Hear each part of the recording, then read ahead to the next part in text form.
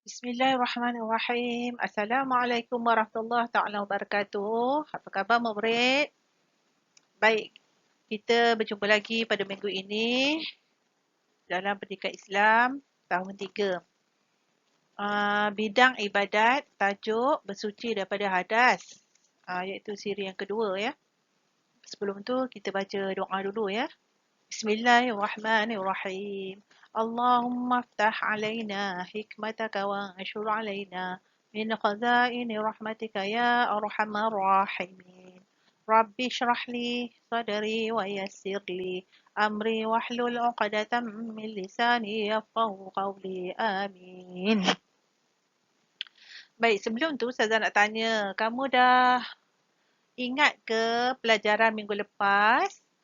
Apa maksud hadas? Ya, siapa yang dapat jawab?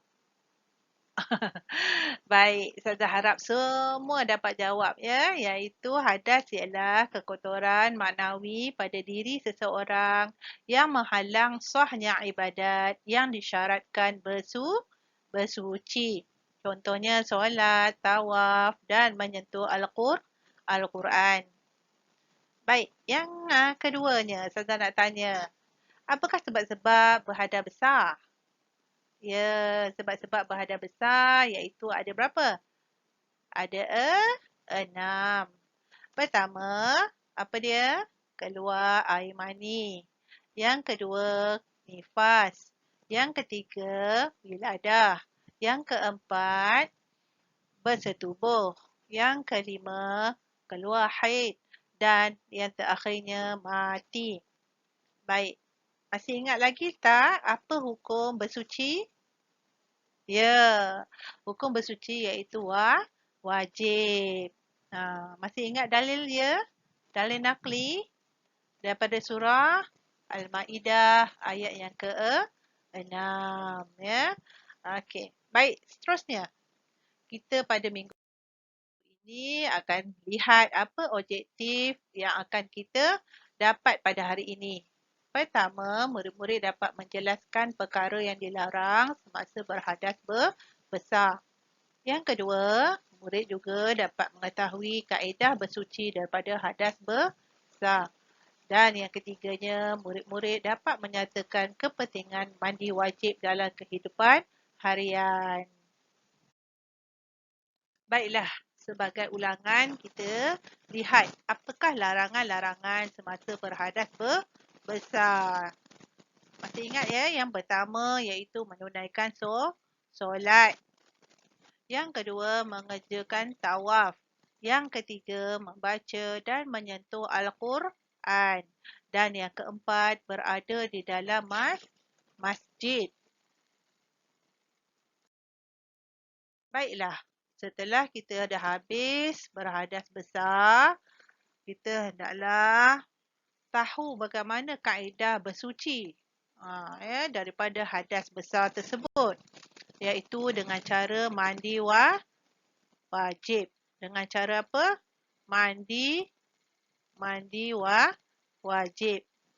Baik, apakah beza mandi wajib dengan mandi yang biasa kita mandi seharian?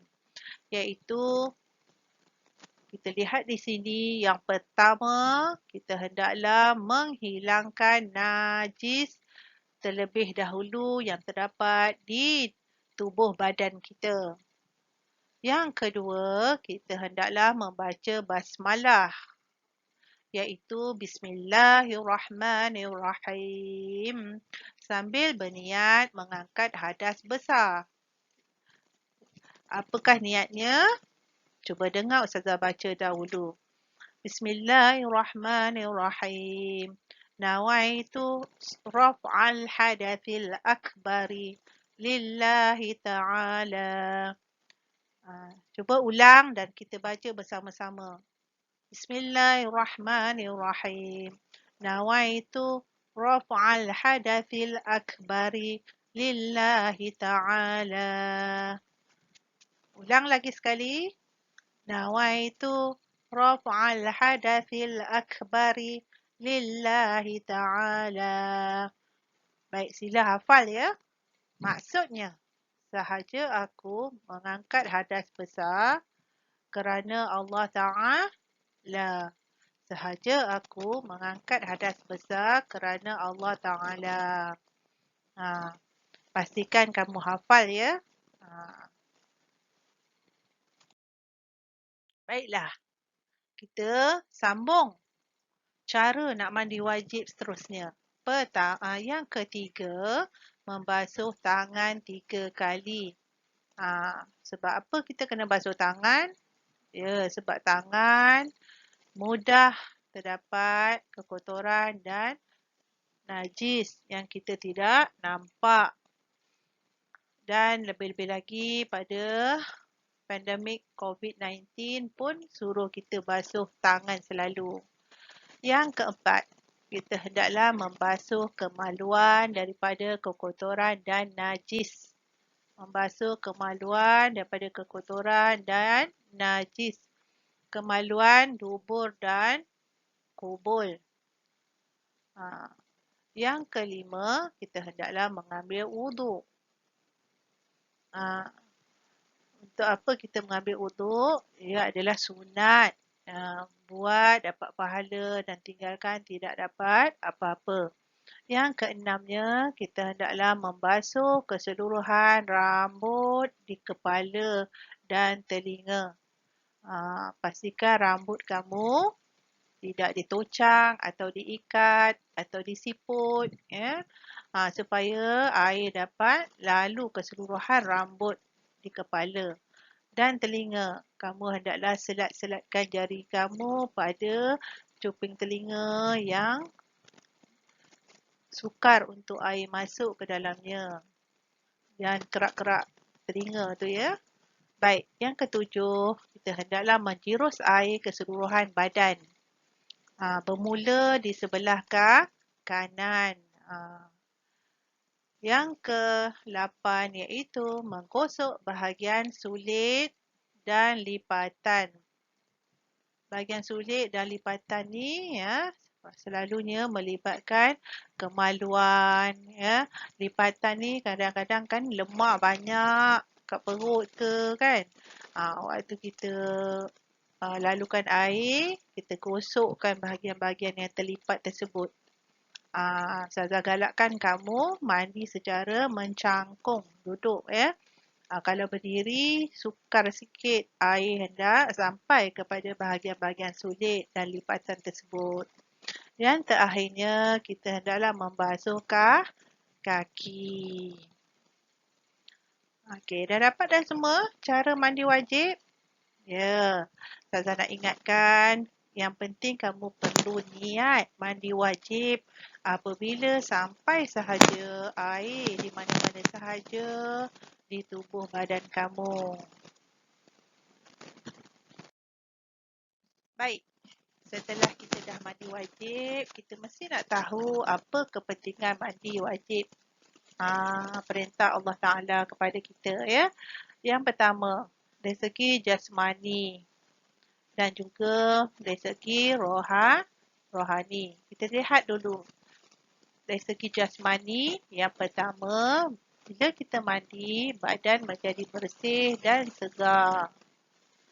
Yang kedua, badan kita akan jadi sihat. Sihat tubuh badan bila kita mandi. Yang ketiga, dapat membersihkan diri daripada bau dan kuman. Badan akan berbau apabila kita tak mandi wajib. Yang keempat, kita dapat memberi keselesaan untuk berinteraksi dengan orang lain. Yang seterusnya, kita pergi pada rohani pula. Yang pertama, bila kita mandi, membolehkan untuk bersolat, tawaf dan menyentuh Al-Quran, iaitu perkara yang dilarang ketika berhadas besar. Yang kedua, amal ibadat kita diterima oleh Allah Ta'ala kerana kita telah suci daripada hadas besar. Dan yang ketiganya, sebagai bukti ketaatan kita kepada Allah Ta'ala. Baik, seterusnya. Baiklah, setelah selesai kita tahu tentang mandi wajib dan juga kepentingannya, kita lihat pula apakah latihan pada minggu ini. Yang pertama, kita buat buku aktiviti muka surat 82 hingga 84. 84.